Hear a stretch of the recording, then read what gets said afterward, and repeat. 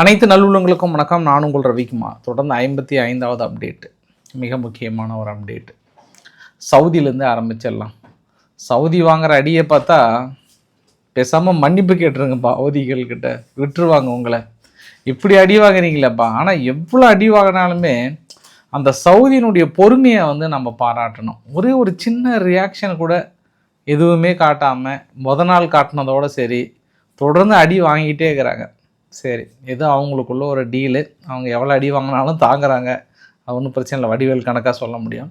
அப்படியே கொஞ்சம் தள்ளி இந்த பக்கம் வந்தால் இஸ்ரேல் லெபனானுடைய விவகாரம். அப்படியே கொஞ்சம் அந்த பக்கம் இஸ்ரேலிருந்து கிளம்பி ஓமன் ஈரானுக்கான பேச்சுவார்த்தையிலே என்ன நிலைமையில் இருக்குது, அமெரிக்காவுக்கான என்ன ப்ரெஷர் கொடுத்துட்ருக்காங்க.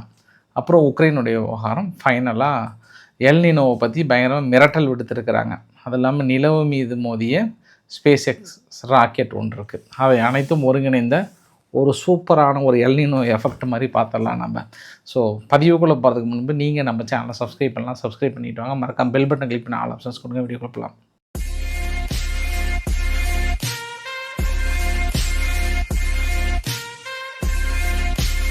இரண்டு பதிவுகள் உங்கள்கிட்ட காட்டுறேன் நான். இது ஹவுதிக்கள் என்ன பண்ணுறாங்க, பாலிஸ்டிக் ஏவுகணைகள் மூலியமாக சவுதியினுடைய பேக்டு ஃபோர்ஸ், அதாவது மரீப் கவர்னன்ஸ் அப்படின்னு சொல்லுவாங்க. மரீப் கவர்னன்ட் அப்படின்னா அந்த ஏமன் பகுதியில் சவுதியினுடைய பேக்டு ஃபோர்ஸ் ஒரு பெரிய பயிற்சிகள் எடுக்கிறாங்க. அந்த பயிற்சிகள் எடுக்கிற நேர சென்டரில் அடிச்சிட்டாங்க. எங்கே இப்போ எல்லாம் ஏக்மா தோர் துக்கடா அப்படின்னு பயங்கரமாக பயிற்சி எடுத்துகிட்டு இருக்கும்போது சட்டீர்னு சென்டரில் விட்டால் எப்படி இருக்கும்? ஃபுல் சேதாரம் ஏமன் அரசாங்கத்துக்கு. ஏமன் அரசாங்கத்துக்கு இப்போ ஆரம்பத்தில் 30 45ன்றாங்க, 50 பேருன்றாங்க. அதாவது கிட்டத்தட்ட இறந்து போனது. இந்த வரைபடத்தில் பார்த்தீங்க அப்படின்னா ரவுண்ட் பண்ணியிருக்குல்ல, ரவுண்டு கலரில், இது எல்லாமே அவங்க தாக்கல் நடத்திய பகுதி. யார்? எமினி ஹவுதிகள் ஏமனில் இருக்கக்கூடிய சவுதி பேக்டு ஃபோர்ஸ் மீது தாக்குதலை நடத்தியிருக்காங்க. இப்போ எமினி ஹவுதிகள் என்ன சொல்கிறாங்க அப்படின்னா, எதிரிகளுடைய நிலைகள் மீது, குறிப்பாக சவுதியினுடைய மிலிட்டரி என்ன பண்ணியிருக்காங்க, அங்கே தரைப்படை தாக்கலை நடத்தலாம் என்று திட்டம் தீட்டியிருந்தாங்க. ஹல்ரோவிக், ஹல்பார், ஹல்தானியா போன்ற பகுதிகளில் அடி என்று அடித்ததில் first and third emergency brigade குறைந்தது எங்கள் தரப்புலேருந்து நாங்கள் சொல்கிறோம். அது நிறைய பேர் இறந்திருப்பாங்க, பட் அவங்க தரப்பில் ஏதோ ஒன்று சொல்லட்டும், ஒன்றும் பிரச்சனை இல்லை. அங்கே இருக்கக்கூடிய ஆயுத குடோன்கள், ஆயுதங்கள், பயிற்சி அளிக்கப்பட்ட இடங்கள், அரசாங்கத்தினுடைய முக்கிய நபர்களை போட்டு முடிச்சு தள்ளிட்டோம் அப்படின்னு சொல்கிறாங்க ஹவுதிகள் சார்பாக. இது சவுதிக்கு மிகப்பெரிய ஒரு இழப்பானா? எஸ், மிகப்பெரிய ஒரு இழப்பு தான். ஏற்கனவே 2 கப்பல்களை, சவுதியிலிருந்து வர கப்பல்களை அடி என்று அடித்து விட்டார்கள். அந்த கப்பல் ஆல்மோஸ்ட் லாஸ் தான். அதாவது ஓமன்லேருந்து வந்த கப்பலை வெயிட் பண்ணி அடிக்கிறாங்க, உள்ள யான்பூலிருந்து கொண்டு வந்த கப்பலையே அடிக்கிறாங்க. இப்போ சவுதிக்கு ஒரே வழி என்னன்னா, ஆப்பிரிக்காவை போயிட்டு இப்படி சுற்றிட்டு வந்தாதான். அதுக்கும் கிளம்பிட்டாங்க அவங்க பயணத்தை. எப்பா நம்மளுக்கு எதுக்கடா உங்கள் கூட வம்பு, நம்ம கொஞ்சம் அமைதியாக போயிடலாமே அப்படின்னு நினைக்கிறாங்க. சரி, இவ்வளோ அடிச்சுமே சவுதி பதில் நடவடிக்கைகள் இல்லை பதில் தாக்குதல் என்ன எடுத்துருக்காங்கன்னா எதுவும் இல்லை. சரி, இந்த பக்கம் ஏமன் பயங்கரமாக வசனம் பேசினாங்க. யார்? ஈரானுக்கே மிரட்டல் விட்டாங்க. ஏடா, உங்ககிட்ட இருக்கிற ஆயுதங்களை விட எங்ககிட்ட ரொம்ப பலமாக இருக்குது, அடிச்சுன்னா முடிச்சிட்டோம், அதனால் ஏமன்கிட்ட மோதிர வேலையெல்லாம் வச்சுக்காதன்ற மாதிரிலாம் ரொம்ப அப்படியே வெகரசாக பேசினாங்க. அப்படிங்க அப்பா, பயங்கரமான ஆளாட்டுக்குது ஏமன், ஈரானை மிரட்டுறாங்க அப்படின்னு நினச்சின்னா இன்றைக்கி பாருங்கள், எமினி ஹவுதிகள் அடித்த அடியில் சற்று பொறிகலங்கி போய் நிற்கிறாங்க ஏமன் தரப்பில். ஆனால் பெரிய ஆச்சரியம் பாருங்கள், இந்த ஏமனுக்குள்ளார தான் சவுதியினுடைய பேக்டு ஃபோர்ஸ் 2 வாரத்தில் யுஏஇனுடைய பேக்டு ஃபோர்ஸை துரத்திட்டு ஒட்டுமொத்த நாட்டையே கைப்பற்றினாங்க. ஒரே வாரத்தில் அப்படியே கப்சிப்புன்னு கைப்பற்றினாங்க. ஆனால் எமினி ஹவுதிகள் கிட்ட மட்டும் நெருங்கவே இல்லை. சரி, இவ்வளோ தாக்கல் நடந்ததுக்கு அப்புறம் அவங்க சவுதி அரேபியாவுடைய மினிஸ்டர் ஆஃப் டிஃபென்ஸ் அவர் தர்கி அல் மல்கி, இந்த தர்கி அல் மல்கி என்ன சொல்கிறாரு, மல்டிநேஷ்னல் மேரிடைம் டிஃபென்ஸ் அலையன்ஸ் இருக்கு இல்லையா, நம்ம எல்லாரும் சேர்ந்து அந்த நேவிகேஷனை பாதுகாக்க வேண்டிய ஒரு சூழ்நிலை. அதனால் ஒன்றிணையலாம், ஒன்றிணைந்து ஸ்ட்ரென்தன் பண்ணலாம், பாதுகாக்கலான்றாங்க. மூக்கு குழப்பான் தான் இப்படி தான் அவருக்கு ஐடியா வரும். ஏன்னா கொஞ்சம் குழப்பாக தான் இருக்குது. அதனால் இந்த மாதிரி ஐடியா தான் வரும். ஏன் நான் இதை சொல்கிறேன்னு சொல்லிடுறேன். அது இல்லாமல் இந்த மல்டிநேஷ்னல் மேரிடைம் டிஃபென்ஸ் அலையன்ஸினுடைய major general Abdullah Al Shekri அவர்கள் என்ன சொல்லிட்டாருன்னா, கூடிய விரைவில் நம்ம நேவல் பேசேஜ் ஒன்று உருவாக்கி இந்த செங்கடல் பகுதியில் ஒரு பாதையை உருவாக்கியே தீர வேண்டும், நம்ம நாடுகளோட ஒருமித்த கருத்துக்களை நிலைநிறுத்தணும் அப்படின்றாங்க.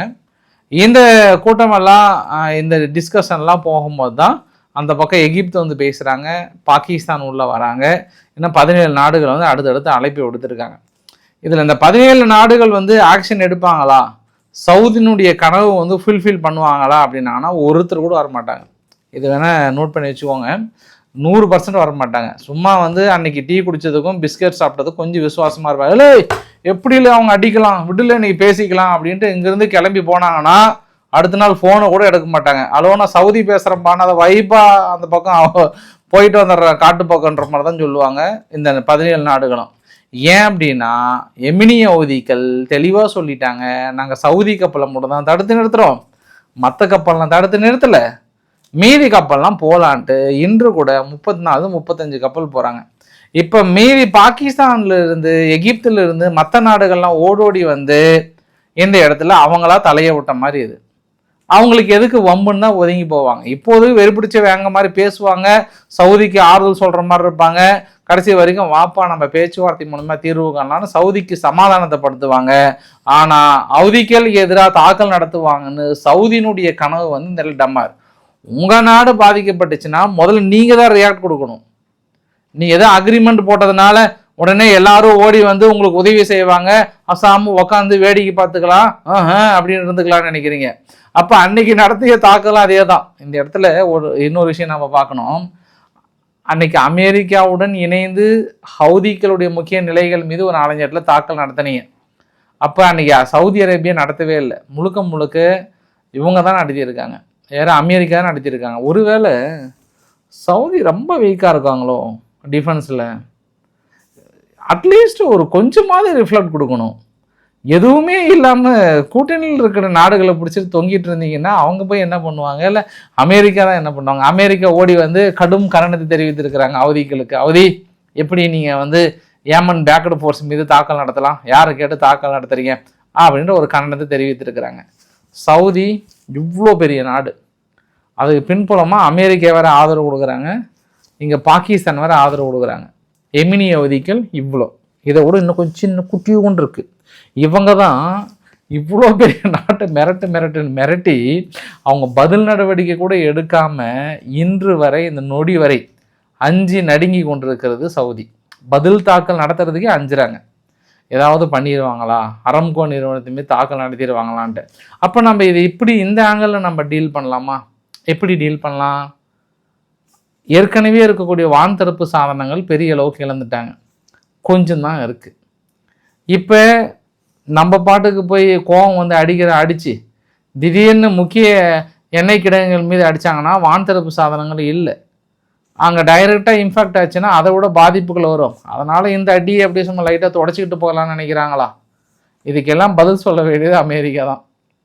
முந்தா நேற்று கூட ஒரு டைலாக் சொன்னாங்கப்பா, ஹவுதியெல்லாம் ஏற்கனவே நாங்கள் அடித்த அடியில் பொறிக்கலைங்க போய் அந்த ஓரமாக உட்காந்துருக்காங்க, அமெரிக்காவை பற்றி அவங்களுக்கு தெரியும், அடித்த ஒவ்வொரு அடியும் 10 டன் அடி அப்படின்னு இடி மாதிரி இறங்கணும்னாங்க.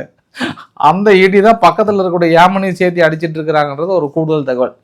நான் இப்போ ஒரு சிலருக்கு வந்து டென்ஷனாக இருக்கும், ஓ என்னப்பா அங்கே வந்து இத்தனை பேர் இறந்து போயிட்டாங்க, இத்தனை தாக்கல் நடத்தியிருக்காங்கன்னு இப்படி கூலாக உட்காந்து சொல்லிகிட்டு இருக்கிறே அப்படின்னா, இவங்கெல்லாம் விட்ட டைலாக் பாஸ். இவங்கெல்லாம் வந்து இந்த அரபு நாடுகள், யுஏஇ, ஓமன், இந்த சவுதி, அப்புறம் வந்து கத்தார், இவங்கெல்லாம் வந்து ஈரான் அவ்வளோ அடி அடித்தாங்க. அதுக்கே என்ன பண்ணாங்க? அதிகபட்சம் கண்டனம், கடும் கண்டனம் ஈரான், உனக்கு கடும் கண்டனம் அப்படின்னாங்க. இப்போ ஹவுதிகளுக்கு மட்டும் என்ன தெரிவிப்பாங்க? அதே தான் தெரிவிப்பாங்க, வேறு என்ன? கடும் கண்டனம் ஹவுதி, உனக்கு கடும் கண்டனம். கண்ணை குத்துற கண்டனம் இல்லை, சாதாரண பக்கத்தை விட்டு பாட்டி கண்டனம் அப்படின்னு சொல்லிட்டு போயிடுவாங்க. பார்க்கலாம் நம்ம. இது அங்கே இருக்கக்கூடிய சூழ்நிலை. எனக்கே டென்ஷன் ஆகுது பாஸ். நானே என்ன சவுதியில் இருந்தனா கூட ஒரு கன்று தூக்கிட்டு எல்லைக்கு போயிருப்பேன் நேரம். ஏய் யாரா எங்கள் கப்பலை அடிச்சது? யாரா எங்கள் பேக்கடு ஃபோர்ஸ் ஆர்மி அடித்ததுன்னு இன்னைக்கு கோவம் வருது. ஆனால் அந்த கோபம் கூட இல்லையா அப்படி ஒரு ஆதங்கம் தான் அந்த பக்கம் இருந்து. இந்த பக்கம் அவங்க பலே கில்லாடிகளாக இருக்கிறாங்க ஹவுதிகள் தரப்பில் இருந்து. சரி, அதனால் அந்த ஆதங்கத்தை உங்ககிட்ட நான் சொல்லியிருக்கிறேன் நான். சரி, அப்படியே இந்த பக்கம் வரலாம். நம்ம யாருக்கிட்ட, லெபனான்கிட்ட வந்துடலாம். அடுத்தடுத்து வீடியோ பதிவுகள்லாம் வெளியிட்டிருக்காங்க. தொடர்ந்து தேடுதல் வேட்டையில் ஈடுபட்டு கொண்டிருக்கிறோம். ஹெஸ்புல்லானுடைய ஆயுதங்களை அழித்து கொண்டிருக்கிறோம். சதன் லெபனானில் நாங்கள் நடத்திய ஆப்ரேஷன் வந்து பெரிய சக்ஸஸை நோக்கி போயிட்டுருக்கு. நேற்று வந்து இந்த வரைபடத்தில் பார்க்குறீங்க இல்லையா, மொத்தமாக 2 இடத்துல வந்து 2 சோல்ஜர்ஸ் வந்து இறந்து போனது கீழே இருக்குது பாருங்கள், அந்த பகுதியில் ரெட் கலரில் மார்க் பண்ணியிருக்கு. அதே போல் அவங்க தரப்பில் வந்து ஹெஸ்புல்லானுடைய ஆப்ரேட்டிவ்ஸ் ஒரு 4-5 ஒரு 8 பேர் மேலே இறந்து போயிருக்காங்க. அவங்க அந்த இடத்துல தாக்கல் நடத்தி அவங்க இறந்து போன அந்த ஊர்வலத்தையும் வந்து நம்மளால் பார்க்க முடியுது. இன்னொன்று இந்த பைலட் ஜோன்னு சொல்லுவாங்க. அந்த பைலட் ஜோனில் பார்த்தீங்க அப்படின்னா அவங்க யார், ஹெஸ்புல்லானுடைய பாடியை வந்து இறந்து போன ஹெஸ்புல்லா பாடியை ரெக்கவரி எடுத்துகிட்டு இருக்காங்க. அது இல்லாமல் அவங்க என்னங்க திடீர்னு பேர் மறந்து போச்சு, லெபனானுடைய ஆர்மி வந்து உள்ள அங்கே வந்து பாதுகாப்புக்கு ஈடுபட்டுருக்காங்க. அந்த ஒயிட் கலர் மேப் இருக்குல்ல, அது மட்டும் லெபனானுடைய இராணுவம் வந்து பாதுகாப்புக்கு ஈடுபட்டுருக்காங்க. இப்போ நேற்று ஒரு கிராமத்தை வெளியேற சொன்னாங்கல்ல, வரைபடத்தில் பார்த்தீங்கன்னா அந்த கிராமத்தினுடைய ஒரு வீடுகள் ஏதாவது இருக்கிற மாதிரி தெரியுது. இது சேட்டலைட் இமேஜஸ்ங்க. இதிலே பாருங்கள், பெரும்பாலான வீடுகள் மீது தனிப்பட்ட முறையில் பெரிய தாக்கல் நிகழ்த்தியிருக்காங்க. கிட்டத்தட்ட அந்த என்டையர் கிராமமே ஒரு 250 ஒரு 300-400 வீடு இருக்கும்னு நினைக்கிறேன். அந்த அளவுக்கு இருக்குது. முழுமையாக வந்து டிஸ்மேண்டில் பண்ணியிருக்காங்க. இருந்தாலும் ஒரு பக்கம் பேச்சுவார்த்தை போயிட்டுருக்காங்க. ரோமில் 7வது ரவுண்டு, 1 ரவுண்டு 2 ரவுண்டு இல்லை, 7வது ரவுண்டு பேச்சுவார்த்தை போயிட்டுருக்குன்றதும் ஒரு கூடுதல் தகவலாக சொல்ல முடியும். இன்றைக்கி யூகேவுக்குள்ளார பாலஸ்தீனத்தினுடைய கொடியை வந்து ஏற்றியிருக்காங்க. பாலஸ்தீனத்தின் கொடியை ஏற்றி பாலஸ்தீனத்துக்கான எம்பசியை வந்து ஓப்பன் பண்ணியிருக்கிறது லண்டன். ஏற்கனவே இஸ்ரேல் கடுமையாக எதிர்ப்பு தெரிவித்தது. ஒருபொழுதும் இதில் நாங்கள் விட்டு கொடுக்க மாட்டோம் என்பதில் யூகே தெளிவாக இருப்பதாக சொல்கிறாங்க. ஹமாஸ் வந்து ஐநா கிட்டையும் அமெரிக்கா கிட்டையும் கேட்டிருக்காங்க, மீடியேட்டர்ஸ் கரெக்டாக இருங்க, இங்கே இஸ்ரேல் எல்லை மீறி தாக்கல் நடத்துகிறாங்க, நீங்கள் என்ன சொன்னீங்களோ அதை நாங்கள் ஃபாலோ பண்ண தயாராக இருக்கோம். ஆயுதங்களை கீழே போடணுமா, நாங்கள் போடுறோம். ஆயுதங்களை கீழே போட வெளியேறணும். அவங்க அமெரிக்கா கரெக்டாக பார்த்துக்கோங்க, சதி திட்டத்தில் ஈடுபட்டு கொண்டிருது இஸ்ரேல். நான் உங்கள் பேச்சை நம்புகிறேன், முழுமையாக ஆயுதங்களை போட தயாராக இருக்கிறேன், இஸ்ரேலை இமீடியட்டாக தாக்கல் நடத்த நிறுத்த சொல்லுங்கோ அப்படின்னு சொல்லியிருக்கிறாங்க அங்கே இருக்கக்கூடிய தகவல். ஆனால் இன்றைக்கி ஃபாக்ஸ் நியூஸில் ஒரு பேட்டி ஒன்று எடுத்தாங்க ஜேடி வான்ஸுக்கிட்ட. அப்போ சொன்ன ஒரு டைலாக் தான். அப்போ தான் நினச்சிக்கிட்டேன் நான், அமெரிக்காவுக்கும் இஸ்ரேலுக்கான ரிலேஷன்ஷிப்பு.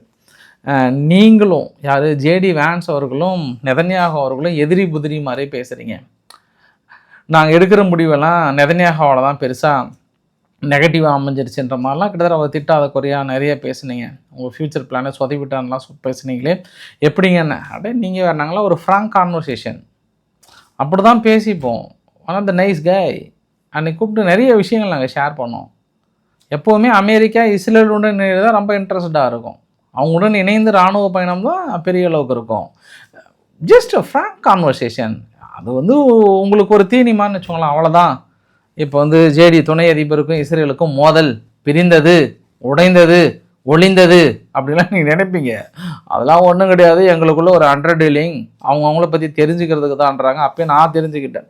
சரி ரைட்டு, இதுக்கப்புறம் வாழ்க்கையில் எப்போவுமே அமெரிக்காவுக்கும் இஸ்ரேலுக்கும் பிளவு, இவங்க சொல்கிறாங்க அவங்க சொல்கிறாங்கன்றது எப்போவுமே நம்ம அந்த டைலாக் பேசுகிறது வேஸ்ட்டு. கம்ப்ளீட்டாகவே ஃபேக் கான்வர்சேஷன்ட்டார் அவர். எங்களுக்குள்ள அப்படி தான் பேசிப்போம், வெட்டிப்போம், திட்டிப்போம். ஆனால் அவங்க இல்லாமல் நாங்கள் இல்லை, நாங்கள் இல்லாமல் அவங்க இல்லை அப்படின்ற ஒரு விஷயத்த சொல்கிறார். இப்போ தான் அந்த வீடியோட முக்கிய பகுதிக்குள்ளே நுழைய போகிறோம். எங்கே, அங்கே ஸ்டேட் ஆஃப் ஹார்முஸ் பகுதியில் நுழைய போகிறோம். நேற்று இருந்து 2 தடவை டமார்னே வெடிச்சிருக்கு. கன்னி வெடிகளில் சிக்கிடுச்சா என்னன்னு தெரியல. ஓமன் பகுதியில் அடுத்தடுத்து 2 கப்பல்கள் பெரிய ஒரு சேதாரம். அதில் இருக்கக்கூடிய க்ரூ மெம்பர்ஸை வந்து காப்பாற்றிட்டாங்க. பட் என்னென்னா பேச்சுவார்த்தை, மேபி இந்த வீடியோ வெளியே வரும்போது நாளை மதியத்துக்கு மேலே 60 நாள் அக்ரிமெண்ட்டை வந்து ஒத்துக்கிறாங்க. இந்த 60 நாள் அக்ரிமெண்ட்டில் இந்த வரைபடத்தை பார்க்குறீங்க இல்லையா, இந்த வரைபடத்தில் மேலிருந்து நுழையும் போது ஈரானுடைய கண்ட்ரோல், நுழைந்து அங்கே விடுதலை ஆனதுக்கப்புறம் ஓமனுடைய கட்டுப்பாட்டுக்கு வருது. ஈரான் நுழையும் போதே ஃபஸ்ட்டு ஒரு 30 நாளைக்கு மட்டும் டோல் ஃபீஸை வசூல் பண்ணல, மீதி அதுக்கப்புறம் வந்து வசூல் பண்ணிக்கிறாங்க. ஓமன் தேவைப்பட்டது அப்படின்னா நான் உங்கள் கூட ஷேர் பண்ணுறோம் அப்படின்னா இல்லை. தனிப்பட்ட முறையில் எங்களோட பர்மிஷன் இல்லாமல் நீங்கள் எந்த ஒரு கப்பலும் உள்ளே அனுப்பக்கூடாது. பைலேட்ரல் அக்ரிமெண்ட்டில் என்ன நம்ம சைன் பண்ணியிருக்கிறோமோ அந்த சைனை நீங்கள் உறுதியாக நிலையாக திடகாத்திரமாக இருக்கணும். ஆனால் இந்த ஒப்பந்தத்தில் கூட நாங்கள் ஸ்டேட் ஆஃப் ஹார்முஸை ஓப்பன் பண்ணணும் அப்படின்னா ஈரான் அமெரிக்கா அங்கே எங்கள் கப்பல்கள்லாம் தடுத்து நிறுத்துறேன்னு பெரிய ஒரு படையை நிறுத்தியிருக்காங்கல்ல, இம்மீடியட்டாக கிளம்பணும். இம்மீடியட்டாக கிளம்பிட்டு எல்லா தடைகளையும் நீக்கினாங்கன்னா நாங்கள் இந்த ஓப்பன் பண்ண தயாராக இருக்கோம் அப்படின்னு ஒரு வார்த்தை. அப்போ ஈரான்கிட்ட கேட்குற ஒரே ஒரு கேள்வி என்னன்னா, நீங்கள் அமெரிக்கா கிட்ட பேச்சுவார்த்தை நடத்தலைன்ட்டீங்க. நீங்கள் நடத்துறது முழுக்க முழுக்க ஓமன்கிட்டையும் நீங்கள் மட்டும் தான் பேச்சுவார்த்தை நடத்துகிறீங்க. நீங்கள் ஓப்பன் பண்ணிக்கோங்க, டோல் போட்டுக்கோங்க, என்னன்னாலும் பண்ணிக்கோங்க.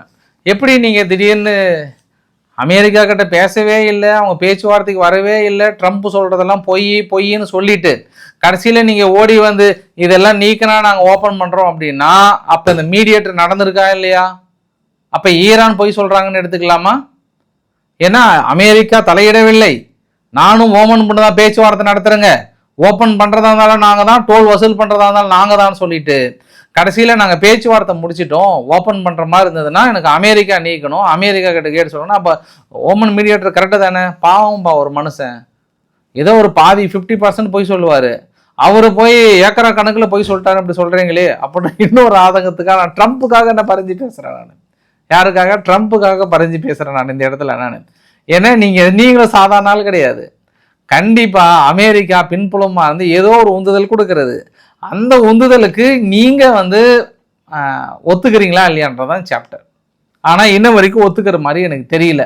ஏன்னா அது அல்ஜசீராலாம் போட்டு அவங்களுடைய தம்புநெயில் அதெல்லாம் பார்த்தீங்கன்னா ட்ரம்ப்புக்கு அப்படியே பெரிய ஒரு ப்ரெஷர் கொடுக்குற மாதிரி இருக்காங்க. இன்னைக்கு கூட ஈரான் ஆர்மி என்ன சொல்கிறாங்கன்னா, நாங்களாம் ஃபுல் ப்ரிப்பேர்டுப்பா, தாக்குதலுக்கு வரீங்களா வாங்க பாஸ், நாங்கள் தாக்கல் நடத்துறதுக்கு கண்டிப்பாக நாங்கள் தயாராக தான் இருக்கோன்னு இருக்காங்க. இன்றைக்கி ஈரானுக்குள்ளார ஒரு 21 மொசாத் மெம்பர்ஸ் மிஷினரிஸை அரெஸ்ட் பண்ணியிருக்காங்களாம். தொடர்ந்து ஸ்பை வேலை பார்த்துருப்பதாக நாங்கள் அரெஸ்ட் பண்ணுறோன்னு சொல்லியிருக்காங்க.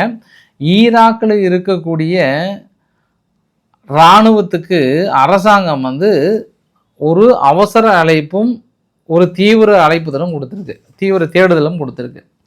இனி ஈராக்கில் இருக்கக்கூடிய ஈரான் ஆதரவு பெற்ற குழுக்கள் எந்த காரணத்தை கொண்டும் சவுதி மீதோ மற்ற எண்ணெய் கிடங்குகள் மீது தாக்கல் நடத்தக்கூடாது, நம்ம எல்லை பகுதியிலிருந்து தாக்கல் நடத்தக்கூடாது, உறுதி பண்ணுங்க, எனக்கு என்ன பண்ணுவீங்களோ தெரியாது அப்படின்னு ஈராக் ரொம்ப திடகாத்திரமாக இருக்கிறாங்க. ஏன்னா இந்த சூழ்நிலையில் சவுதி அடித்தாங்கன்னா கொஞ்சம் ரிஸ்க்கு தான் அப்படின்ற மாதிரி சொல்கிறாங்க. சவுதி பாருங்கள், ஈராக் ஏமாந்துட்டு இருக்கிறதுனால அங்கே போய் அமெரிக்கா சேர்ந்து நீங்கள் தாக்கல் நடத்திட்டீங்க, ஆனால் பக்கத்தில் இருக்கக்கூடியவங்களால் அவதிக்கில் ஒன்றும் பண்ண முடியலையே அப்படின்ற ஒரு விஷயம் மறுபடியும் மனசுக்குள்ளே வந்துட்டியா, மறுபடியும் அவதிகள் கிட்ட வந்துட்டியா அப்படின்னு நினச்சிடாதீங்க.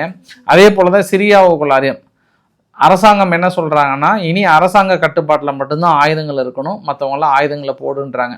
பக்கத்தில் இருக்கக்கூடிய எகிப்து என்ன கேட்குறாங்கன்னா, சிரியாவில் மற்ற அவுட் சைடு சிரியன் குரூப்ஸ் எல்லாம் ஆயுதங்களை கீழே போடுங்க அப்படின்னு சொல்கிறாங்க. சாப்பாடு இல்லைன்னா கூட வாழ்ந்துருவாங்க, ஆயுதங்கள் இல்லாமல் அவங்களால வாழ்ந்துட முடியுமா சொல்லுங்கள்? காலை கடன் முடிக்கிறாங்களோ இல்லையோ ஆயுத கடன் முடிக்காமல் இருக்க மாட்டாங்க. அதாவது சிரியாவிலையும் ஈராக்கில் இருக்கக்கூடிய அந்த குரூப்ஸ் நினச்சி பாருங்கள். இப்போ அவ்வளோ சீக்கிரம் கட்டுப்பாட்டுகளை கொண்டு வர முடியுமான்னு தெரியல, நாங்கள் பெருசாக முடிவெடுக்க போகிறோன்னு சொல்கிறாங்க. இந்த வீடியோவோட நிறைவு பகுதியில் தொடர்ந்து இந்த சார்ட் என்னென்னா, உக்ரைன் மீது நடத்தப்பட்ட தாக்குதலுக்கான அந்த சார்ட் ஆகஸ்ட் 5, 2025 ஆகஸ்ட் 5, 2026 வரைக்குமே இருக்குது. அதிகபட்சம் ஒரு நாளைக்கு 1000 ட்ரோன் எல்லாம் அனுப்பியிருக்காங்க ரஷ்யா. ஆனால் இப்போ லேட்டஸ்ட்டாக பார்த்தீங்கன்னா ஜெலன்ஸ்கி ட்ரம்ப் மீட்டிங் முடிஞ்சதுக்கப்புறம் தான் தாக்குதல். ஒவ்வொரு தாக்குதலும் பார்த்தீங்கன்னா ஜெலன்ஸ்கியும் ட்ரம்ப்புக்கும் மீட்டிங் முடிஞ்சாவே அந்த தாக்குதல் கொஞ்சம் உக்கரமாக இருக்கும். ஆனால் இந்த டைம் ரொம்ப கம்மியாக இருந்தாலுமே இத்தனை நாள் அடித்த எஃபெக்டை விட இந்த தடவை கொஞ்சம் உக்ரைன் தடுமாறுது.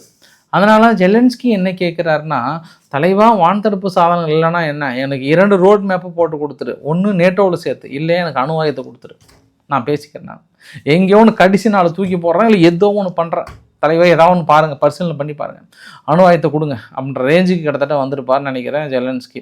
ஏதோ அணு ஆயுதம் சும்மா அப்படி அக்கள் இருக்கிற அணுகுண்டை கடிச்சு தூக்கி வச்சுற மாதிரி இந்த பாகிஸ்தான் வேறு அடிக்கடி கதையை விட்டுக்கிறாங்க. அதெல்லாம் எல்லாரும் பார்ப்பாங்கன்னு நினைக்கிறேன் நான். ஒரு நயா பைசா பிரயோஜனம் கிடையாது இந்த அணு ஆயுதத்தினால, அதையே பிடிச்சி ஏன்பா கேட்டுட்ருக்கிறீங்க. இந்நேரம் ரஷ்யா வாங்கின அடிக்கு 10 அணுகுண்டு போட்டிருக்கணும். ரஷ்யா வாங்கின அடிக்கு நல்லா நினைச்சு பாருங்க, உற்பத்தி நிலைகளே காணாம பண்ணிட்டாங்க, ஏற்றுமதியே தடுத்து நிறுத்திட்டாங்க. மாஸ்கோவோட முக்கிய விமான நிலையங்களை அடிச்சிருக்கிறாங்க, அத்தனை அடிச்சிருக்கிறாங்க. ஒரு ராணுவ உங்களோட ஜெனரலே வெடிகுண்டு வச்சு தூக்கி இருக்கிறாங்க. அவ்வளோ பண்ணியும் நீங்கள் வந்து வெடிகுண்டு யூஸ் பண்ணலாம். இதுக்கப்புறம் எதுக்கு நீங்கள் இந்த நாடுகள் வச்சிருக்கீங்க? 2 போட்டா எங்கள் மக்கள் வேற ஆர்வமாகறாங்க, பாஸ் எப்போ பாஸ் அந்த வெடிகுண்டு போடுவாங்க, 2 போட்டா சொல்லுங்க பாஸ் அப்படின்னு வேற ரொம்ப ஆர்வமாக கேட்குறாங்க. ஏன்னா நாங்கள் சின்ன பிள்ளைங்க, நாங்கள் பிறக்காத போது ஏதோ ஹீரோஷிமா நாகசாகியில் போட்டாங்க, இப்போ 2 போட சொல்லுங்க பாஸ் அப்படின்னு ஏதோ விளையாட்டு பொருள் போடுற மாதிரியே கேட்குறாங்களே. அது ஒன்றும் யூஸ் இல்லை. இருந்தாலும் ஜெலன்ஸ்கி ஆசைப்படுறாரு. இப்போ வந்து ஐரோப்பா நாடுகள் வந்து கொஞ்சம் சுதாரிச்சிட்டாங்களாம்.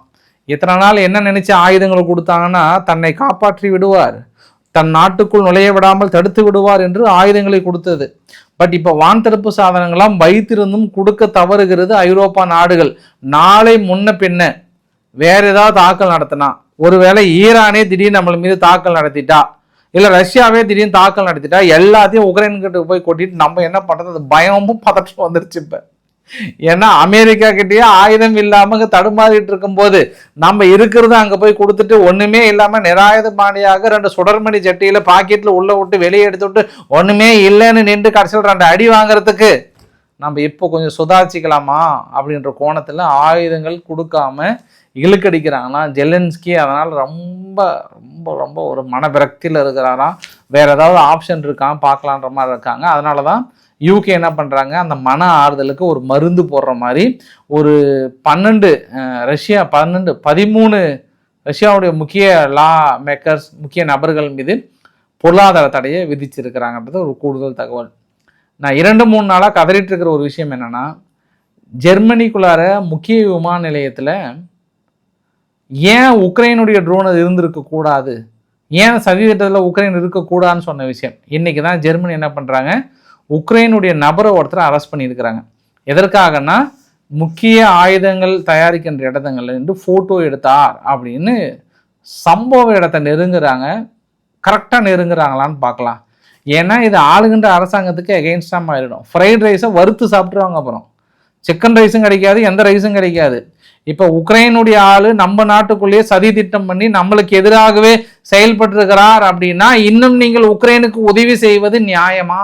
இந்த கேள்விக்கு பதில் சொல்லிட முடியுமா? ஃப்ரைட் ரைஸால மாட்டிக்க மாட்டாரு. கொத்தனதை நண்பனா இருந்தாலும் கத்தக்கூடாதுன்னு நினைப்பாங்க இந்த இடத்துல. அதனால இப்ப பேருக்கு அரெஸ்ட் பண்ணுவாங்க, பெருசாலாம் ரியாக்ட் பண்ண மாட்டாங்க. போலந்து என்ன பண்றாங்க, உக்ரைன்ல இருக்கக்கூடிய ஒரு சில நபர்கள், உக்ரைன் நபர்கள் தொடர்ந்து போலந்துக்கிறவங்க நாடு கடத்த ஆரம்பிச்சிட்டாங்க. பெரிய அளவுக்கு நாடு கடத்துறேன். இனி உங்களுக்கு இங்க என்ன வேலை, கிளம்புங்க போங்க, உங்க நாடு தான் சண்டை போட்டுட்டு இருக்குல்ல, எல்லாம் கிளம்புங்க, கம்பல்சரி கிளம்பணுன்றாங்களாம். போங்க, ஏன்னா ஏற்கனவே பிரச்சனையா இருக்கு, நீங்க உக்ரைன் மொழி பேசினா எங்க ஆளுங்க வந்து அடிக்கிறாங்க, அது எங்களுக்கு எதிராக இருக்கு, அதனால எவ்வளவு சீக்கிரம் கிளம்ப முடியுமோ கிளம்புங்கன்ற மாதிரி வந்து சொல்லியிருக்கிறாங்க. சியூட்டால இன்னும் நிலைமை கண்ட்ரோலுக்குள்ள வரல. ஸ்பெயின்ல அங்க இருக்கக்கூடிய இராணுவம் என்ன சொல்றாங்கன்னா, அந்த அளவுக்கான ஃபோர்ஸ் வந்து எங்ககிட்ட எனஃப் இல்லை அப்படின்ட்டாங்க. தொடர்ந்து ரெட் கிராஸ் வந்து உணவு பொருட்களை கொடுத்துட்டே தாங்கிறாங்கன்றது ஒரு கூடுதல் தகவல். இன்னைக்கு ஸ்பேஸ் எக்ஸ்னுடைய ஃபால்கன் ராக்கெட் 9 ராக்கெட் போயிட்டு நிலவில் போய் மோதி இருக்கு. இந்த பதிவை பாருங்க. இந்த நிலவில் மோதினதில் அந்த பாட்டி வடை சுட்டுட்டு இருக்காங்கல்ல, வடை சுட்டு இருந்த பாட்டியினுடைய எண்ணெய் பாத்திரம் கீழே அப்படி விழுந்திருக்கும். அந்த அளவுக்கு கொஞ்சம் நல்லா அப்படி வேகமாக போயிட்டு மோதி இருக்கு. இந்த வீடியோ 4 வருஷத்துக்கு முன்னாடி இந்த ஃபால்கன் ராக்கெட்டும் அதனுடைய டெப்ரீஸை பற்றியும் நான் பேசியிருந்தேன். இன்றைக்கு ஒருத்தர் வந்து கமெண்ட் பண்ணியிருந்தாரு, கரெக்டு தலைவா அப்படின்ற மாதிரி வந்து போட்டிருந்தாங்க. ஏன்னா இவங்க இந்த சேட்டலைட், இந்த ராக்கெட்டெல்லாம் அனுப்புகிறாங்கல்ல, உலகத்துக்கு வேறு எந்த ஆபத்தும் கிடையாது. அடுத்து எல்னினோவை பற்றி சொல்கிறேன். இந்த ராக்கெட் கழிவுகளும் சேட்டலைட் கழிவுகள் தான் உலகத்தோட மிகப்பெரிய ஒரு ஆபத்து. இன்று நிலவில் போய் மோதினது கிட்டத்தட்ட 30 மீட்டர் விட்டம் அளவுக்கு பள்ளம் உருவாகி இருக்கு. 8700 கிலோமீட்டர் வேகத்தில் போய் மோதி இருக்கு. எவ்வளோ? 8700 கிலோமீட்டர் வேகத்தில் வந்து மோதி இருக்கு. கிட்டத்தட்ட இங்கே வந்து மோதி இருந்தால் ஒரு கால்வாசி டிஸ்ட்ரிக்டே போகிற அளவுக்கு இருந்திருக்கும்னு நினைக்கிறேன். அந்த அளவுக்கான ஒரு மினி அணுகுண்ட அளவுக்கு மோதி இருக்கு.